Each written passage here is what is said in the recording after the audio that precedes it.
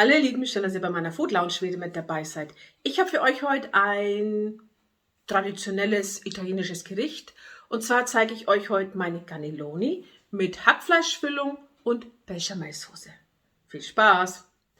Als allererstes stellen wir die Füllung für die Cannelloni her und dafür braucht ihr Cannelloni-Nudeln braucht ihr. Und zwar, das sind die hier, das sind solche Röhrennudeln, die kann man wunderbar füllen, auch mit anderen Sachen, nicht unbedingt mit Hackfleisch, also da kann man viel damit machen. Dann eine Dose stückige Tomaten. Dann habe ich hier es sind so 1,5 Esslöffel Tomatenmark. Das hier ist eine große Zwiebel, die habe ich bereits klein gewürfelt. Dann das hier ist eine große Karotte, ebenfalls klein würfeln. Dann habe ich hier noch 2 Knoblauchzehen, die presse ich aber dann hinein. Also das habe ich jetzt noch nicht gepresst. Machen wir dann. Einen Schuss Rotwein trocken. Ist kein Muss, könnt ihr weglassen. Wenn Kinder mitessen und ihr wollt keinen Alkohol drin haben, lasst ihn einfach weg. Bei mir dient er nur als Geschmacksverstärker, also dass halt ein bisschen Geschmack kommt. Und dann habe ich hier noch 600 Gramm Rinderhackfleisch. Dann habe ich noch an Gewürzen, wie soll es anders sein, den italienischen Allrounder von Just Spices. Der passt wunderbar dazu, da sind die typischen italienischen Gewürze drin, wie zum Beispiel das Meersalz, Tomaten gemahlen, Paprika gemahlen, Zwiebelraspeln, Rosmarin, Knoblauchraspeln, Salbei, Thymian, Fenchel, Basilikum, Majoran, also Oregano, jede Menge ist da drin. Und das ist perfekt für italienische Gerichte. Dann nehme ich natürlich auch wieder mein Salz von Just Spices, das feine Natursalz, und meinen Knoblauchpfeffer. Ja, jetzt ist da Knoblauch, egal. Solltet ihr diesen nehmen, ihr braucht diesen Knoblauch nicht unbedingt, aber ich finde trotzdem, es gibt einen Unterschied zwischen frischem Knoblauch und schon getrockneten Knoblauch. Aber der ist ziemlich lecker. Ihr könnt auch stinknormalen Pfeffer nehmen. Ja, legen wir los. Als erstes kommt ein bisschen Öl in eine Pfanne. Ich hatte hier jetzt Olivenöl und das wird erhitzt. Wenn das Öl heiß ist, kommt dann noch das Hackfleisch dazu und das wird jetzt krümelig gebraten. So sieht es dann aus. Jetzt kommen dann noch die Zwiebeln, die Karotten und der Knoblauch dazu. Ich habe jetzt den Knoblauch frisch hineingepresst.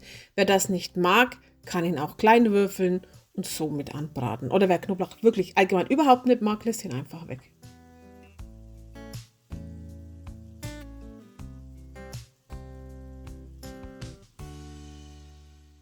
Das Ganze dann verrühren und so gute 2 bis 3 Minuten mit anbraten lassen. Jetzt wird das Fleisch noch gewürzt und zwar hier hatte ich jetzt meinen Knoblauchpfeffer, dann kommt noch Salz dazu und der italienische Allrounder. Das Ganze kurz durchmengen und dann dürft ihr auch schon das Tomatenmark dazugeben, das gut verrühren und mit anrösten lassen. Dann das Ganze mit dem Rotwein ablöschen. Wer Rotwein nicht mag, kann Traubensaft nehmen oder nimmt ein bisschen Wasser oder Brühe, das geht auch. Wenn er den Alkohol nimmt, der soll jetzt komplett einkochen und dann kommen auch schon die passierten oder stückigen Tomaten mit hinein, das Ganze verrühren und aufkochen lassen.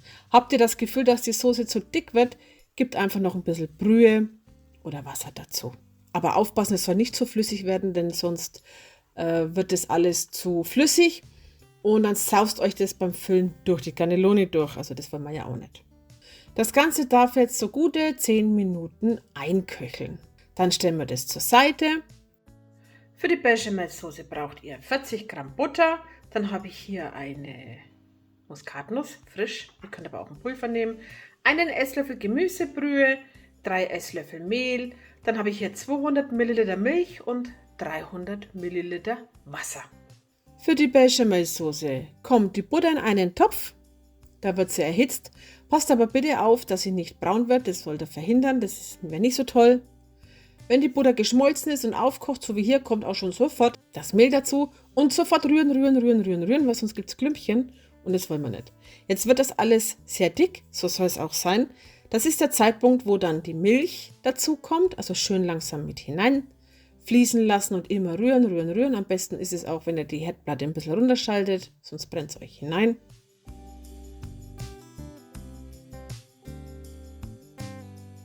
und dann kommt auch das Wasser noch dazu.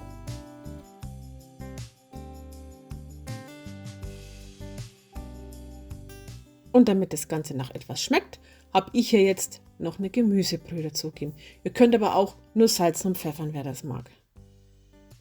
Jetzt wird das alles schön dick, so soll es sein. Genau richtig. Zum Schluss kommt dann noch die Muskatnuss dazu. Ich hatte jetzt eine frische, die habe ich da hineingerieben. Es gibt aber auch schon eine gemahlene zu kaufen. Die könnt ihr auch benutzen. Oder wer Muskatnuss gar nicht mag, lässt es einfach weg. Die Bechamelsoße bitte zugedeckt zur Seite stellen.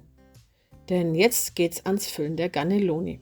Da habt ihr zwei Möglichkeiten. Ich musste jetzt diese machen und zwar, ich nehme da immer die Cannelloni, stelle sie einfach in die Pfanne rein und fülle sie mit dem Löffel und helfe ein bisschen mit der Hand nach.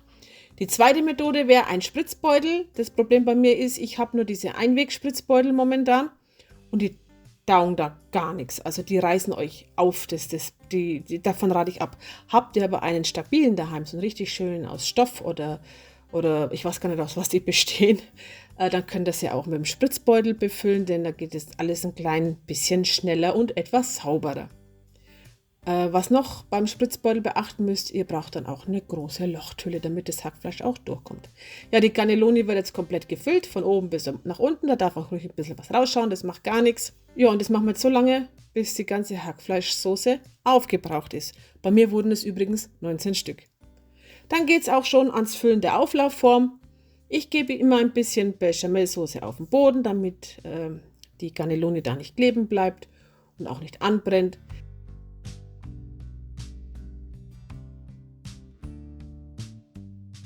Da kommt dann noch ein kleines bisschen Käse dazu. Ich habe einen Reibekäse gehabt und zwar, das war ein Pastakäse. Und dann kommen auch schon die Cannellonis rein. Die Reihenfolge ist sowas von egal, wie ihr es macht. Hauptsache, sie passen alle in eine Auflaufform. Bei mir sieht man jetzt hier, dass jetzt einer noch gefehlt hätte, damit es alles ein bisschen gleichmäßig ausgeschaut hätte. Dann wird die restliche Soße verteilt. Achtet bitte darauf, dass wirklich jede Cannelloni mit Soße bedeckt ist, damit die auch gut durchgaren. Und zum Schluss kommt noch ordentlich Käse drüber. Ich hatte hier jetzt ungefähr 200 Gramm geriebenen Käse. Könnt auch mehr nehmen, könnt auch weniger nehmen, je nachdem, wie ihr es gern wollt. Und was ich immer noch gerne drauflege, sind Mini-Mozzarella-Kugeln. Ja, und dann darf das Ganze bei 170 Grad Ober- und Unterhitze für gute 35 Minuten in den Ofen. Und so sah es dann aus. Oh, richtig lecker. Das hat auch wirklich richtig toll geduftet. Ja, das ist jetzt ein ziemlich einfaches Essen, finde ich. Es braucht zwar etwas Zeit und das Füllen ist vielleicht ein bisschen nervenaufreibend, aber es lohnt sich und es schmeckt wirklich richtig, richtig lecker. Ja, das war jetzt das Rezept meiner Cannellonis. Das ist gar nicht schwer, braucht ein bisschen Zeit, aber es lohnt sich auf jeden Fall. Und wer Bechamelsoße nicht mag, der macht einfach eine ganz normale Tomatensoße. Ja, das war's dann auch von mir. Ich hoffe, dieses Video hat euch gefallen. Wenn ja, lasst mir einen Daumen nach oben da. Abonniert meinen Kanal und wir sehen uns ganz bald wieder. Dann wünsche ich euch noch einen tollen Tag. Bitte bleibt gesund, passt auf euch auf und bis demnächst. Tschüss.